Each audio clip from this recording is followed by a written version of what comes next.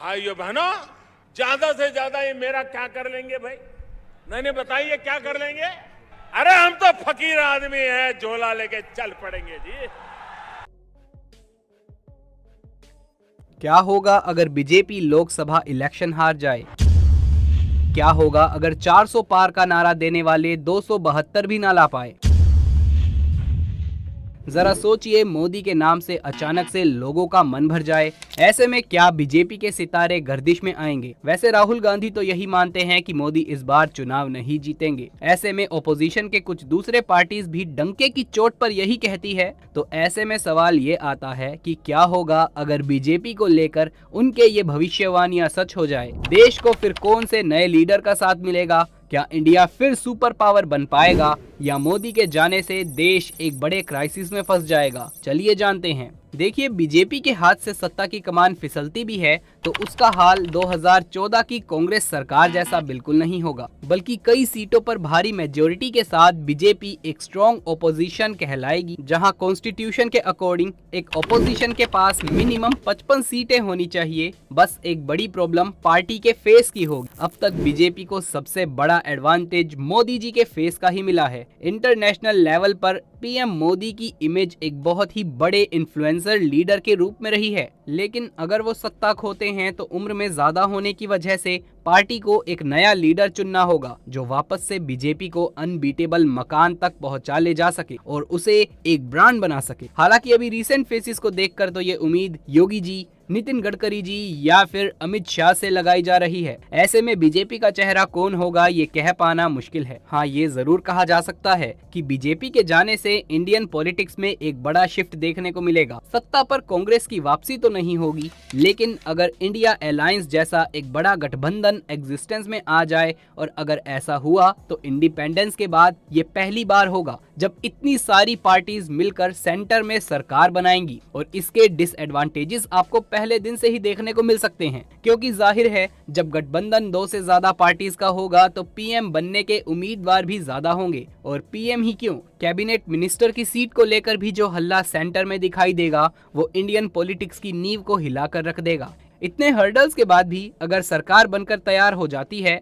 तो छोटे से छोटे बिल को पास करने के लिए भी सेंट्रल गवर्नमेंट में यूनियन नहीं दिखाई देगी। डिफरेंट आइडियोलॉजी और ईगो क्लैश की आग में अच्छे अच्छे डेवलपमेंट प्रोजेक्ट्स, लॉज और सर्विसेज ठप पड़ी रहेंगी। कोई भी पार्टी किसी दूसरे के ओपिनियन पर अपना एग्रीमेंट ही नहीं देगी और कहीं पर अगर इलेक्ट्रोल बॉन्ड स्कैम की तरह करप्शन का मौका उन्हें मिल गया तो हाथ में हाथ मिलाकर वो पैसा खाने में भी देर नहीं लगाएंगे। हिस्ट्री ऐसे एग्जाम्पल्स से भरी पड़ी है जहां बीजेपी और कांग्रेस जैसी अपोजिट आइडियोलॉजी ने भी कदम से कदम मिलाकर कई एक्ट्स को अमेंड किया है और इलीगल फंडिंग को भी अपने बेनिफिट्स के लिए लीगल बनाया है। टू द पॉइंट ये कहा जा सकता है कि इतने बड़े अलायंस के हाथ में यदि सरकार आ गई तो इसके कई डिसएडवांटेजेस इंडियन पॉलिटिक्स में देखने को मिल जा सकते हैं। अब आते हैं सोशल और पॉलिसीज के चेंजेस पर। तो दोस्तों, बीजेपी के जाने के बाद में ऑब्वियसली उनकी बनाई गई पॉलिसीज को भी तो या तो अमेंड कर दिया जाएगा या फिर इम्प्लीमेंट करने से पहले ही हटा दिया जाएगा। फॉर एग्जाम्पल CAA,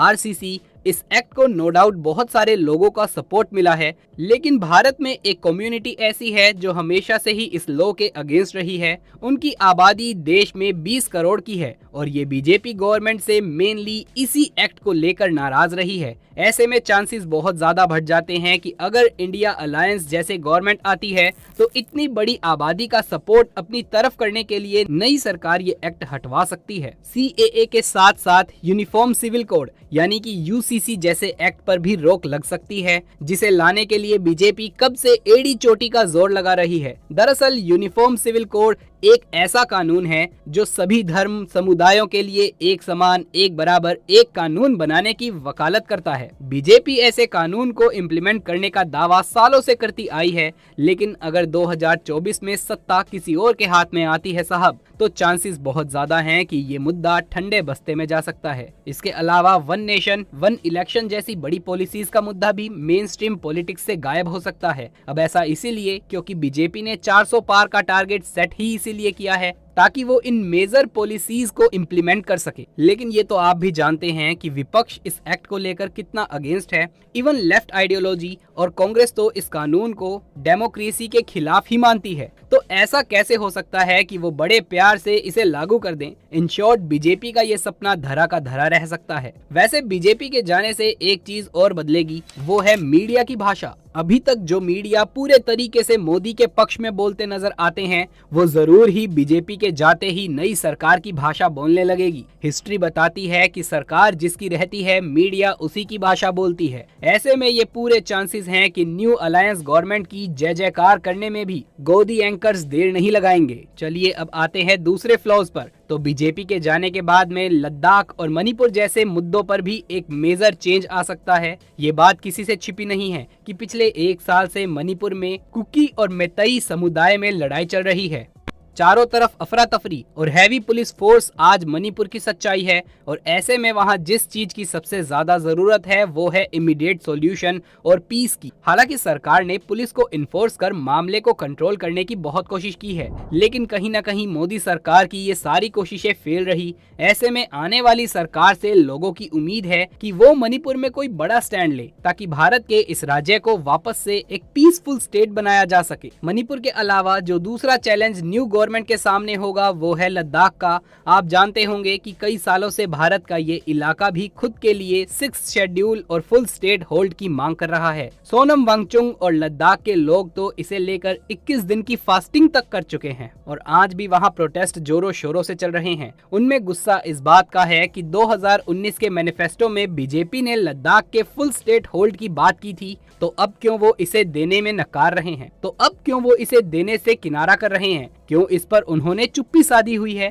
आप मानो या ना मानो, लेकिन लद्दाख का मुद्दा भी बीजेपी पर लॉन्ग रन में बैकफायर कर सकता है, क्योंकि न्यू गवर्नमेंट से ये उम्मीद की जाएगी कि वो आते ही इस मुद्दे पर स्टैंड ले। विपक्ष में बैठकर तो बाकी पार्टीज ने लद्दाख को सपोर्ट दिखाया है, तो फिर जब सत्ता उनके हाथ में आएगी तो हो सकता है कि वो उनका सपोर्ट करें, एक बड़ा फैसला लें। अगर ऐसा होता है तो ये न्यू गवर्नमेंट के लिए एक बड़ी अचीवमेंट हो सकती है और देश में कई जगहों पर चल रहे विवाद भी शांत हो सकते हैं। विवाद की लिस्ट में एक नाम किसानों की एमएसपी का भी है, जिसे लेकर फरवरी और मार्च के महीने में किसान दिल्ली की तरफ मार्च कर रहे थे। इनकी मांग थी कि फसलों पर उन्हें एमएसपी यानी कि मिनिमम सपोर्ट प्राइस दिया जाए। इसे लेकर हल्ला भी काफी हुआ। हैवी पुलिस फोर्स से लेकर टीयर गैस तक सब कुछ लगाया गया, लेकिन इसका कोई रिजल्ट नहीं निकल पाया। किसान वापस तो चले गए, लेकिन वो बीजेपी सरकार से इतने नाराज हैं कि शायद उनका वोट बैंक बटा भी हुआ हो। इन सभी कंडीशंस के बीच में अगर न्यू अलायंस गवर्नमेंट आती है तो हो सकता है कि किसान एक बार फिर अपनी मांगों के लिए आवाज बुलंद करें और ये भी चांसेस हो सकते हैं कि न्यू गवर्नमेंट खुद किसानों की एमएसपी की मांगों को पूरा कर दे, क्योंकि फार्मर्स को एमएसपी देने की गारंटी खुद कांग्रेस तक अपने मैनिफेस्टो में दे रही है। राहुल गांधी ने भी खुले तौर से इस बात पर बातें करी हैं। अब ये उनके खोखले वादे होंगे या सच, ये तो वक्त ही बताएगा। लेकिन हाँ, जो शुरुआत में बात बताई थी वो याद रखिएगा। वैसे एक चुनौती आने वाली नई सरकार के सामने अनएम्प्लॉयमेंट की भी बहुत ज्यादा होगी, क्योंकि बीजेपी की सरकार में बेरोजगारी दर काफी ज्यादा बढ़ गया है। आज के वक्त में ज्यादा से ज्यादा लोग बीजेपी से अनएम्प्लॉयमेंट के मुद्दे को लेकर ही नाराज हैं। उनका मानना है कि 10 सालों में बीजेपी कहीं न कहीं इस परेशानी को सुलझाने में नाकामयाब रही है और इसका जवाब खुद आंकड़े देते हैं। खुद राहुल गांधी का कहना है कि भारत में बेरोजगारी पाकिस्तान से भी ज्यादा हो गई है। जहां पाकिस्तान में 12% अनएम्प्लॉयड है, वहीं भारत में ये आंकड़ा 23% का है। आज भारत का एक बड़ा तबका ऐसा है जो केवल घर पर बैठा है और आलम यह है कि पोस्ट ग्रेजुएट और पीएचडी होल्डर्स तक के पास नौकरी नहीं है। ऐसे में आने वाली सरकार से ये एक्सपेक्टेशन जरूर होगी कि वो इस परेशानी पर जल्दी से जल्दी एक्शन ले। जितनी रफ्तार से हम 5th लार्जेस्ट इकोनॉमी बने हैं, लोग चाहते हैं कि उतनी ही तेजी से बेरोजगारी की प्रॉब्लम को भी टैकल किया जाए, ताकि मिडिल क्लास से एटलीस्ट मिडिल तबका ना छीन लिया जाए। कुछ एक्सपर्ट्स का मानना है कि बीजेपी के जाने से एक और चीज जो तेजी से बदलेगी वो है धर्म की राजनीति। दरअसल कई पोल्स और रिपोर्ट्स इस बात की गवाही देती है कि बीजेपी के आने के बाद में कम्युनल वायलेंस में काफी ज्यादा राइज देखने को मिला है। जो लोग इससे पहले सरकार से बेरोजगारी, रोटी, कपड़ा, मकान और टैक्स को लेकर सवाल करते थे, अब उनका मेन टॉपिक ऑफ डिस्कशन केवल धर्म की राजनीति है। अगर बीजेपी सत्ता से जाती है तो ये एक ओपिनियन है कि लोगों का ध्यान एक बार फिर से एजुकेशन, पॉलिसीज, हेल्थ, इंफ्रास्ट्रक्चर और बेसिक फैसिलिटीज सेंट्रलाइज हो जाएगा। लोगों के बीच में जो डिबेट अभी ज्ञानवापी और भोजशाला को लेकर होती है, वो मुद्दा कल को डेवलपमेंट पर फोकस हो जाएगा और ये सारे हॉट टॉपिक्स ठंडे बस्ते में चले जाएंगे। इसी बीच में एक और मुद्दा है जिस पर नई सरकार का काम देखने लायक होगा, वो है डिफेंस सेक्टर। इस बात को नकारा नहीं जा सकता कि बीजेपी ने डिफेंस सेक्टर में अच्छा खासा डेवलपमेंट किया है। 2023-24 का बजट 5,03,97 करोड़ रुपए रखा था, जिसमें से अकेला हमारा डिफेंस बजट 5.94 लाख करोड़ था। रिपोर्ट्स बताती हैं कि पिछले साल के मुकाबले हमारा डिफेंस बजट 13% से बढ़ा है। खुद Stockholm International Peace Research Institute की रिपोर्ट के अकॉर्डिंग दुनिया के कुल हथियारों की आयात में भारत का हिस्सा 11% हुआ है और साल 2018 से 2022 के बीच में भारत दुनिया का सबसे बड़ा हथियार खरीदने वाला देश बन चुका है। तो ऐसे में बीजेपी के जाने से नो डाउट डिफेंस सेक्टर में बढ़ने वाली पॉलिसी को एक बड़ा झटका लगेगा। लेकिन देखना ये दिलचस्प होगा कि न्यू गवर्नमेंट कैसे इन पॉलिसीज को आगे बढ़ाती है और स्ट्रेटेजिक लोकेशन पर कैसे इंडिया को चाइना पाकिस्तान से आगे रखती है। इस समय सिचुएशन ऐसी है कि इंडियन एयरफोर्स, नेवी और मिलिट्री को ज्यादा से ज्यादा एडवांस होने की जरूरत है।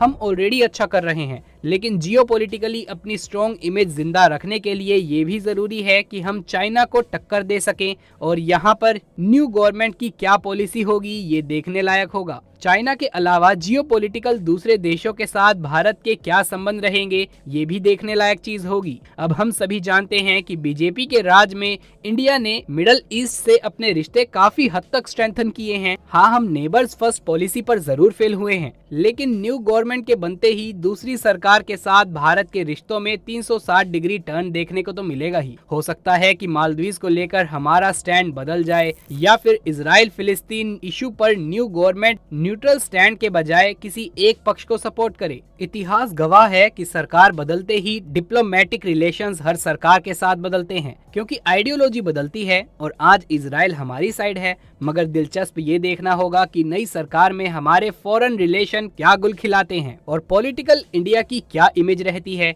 क्या आने वाला इंडिया का नेक्स्ट लीडर भी एक इन्फ्लुएंशियल इमेज बना पाता है मोदी जी की तरह, या फिर एक इनकैपेबल लीडर बनकर उभरता है। दोस्तों, आपको क्या लगता है? इन सवालों का आपके पास क्या जवाब है? और बीजेपी के हारने से क्या आपको भी लगता है कि कोई बदलाव आने वाला है देश में? और हमें कमेंट सेक्शन में अपनी राय लिख करके जरूर से बताइएगा। इस वीडियो में इतना ही। जल्द मुलाकात होगी अगली वीडियो में। तब तक के लिए आप सभी का धन्यवाद। जय हिंद, जय भारत।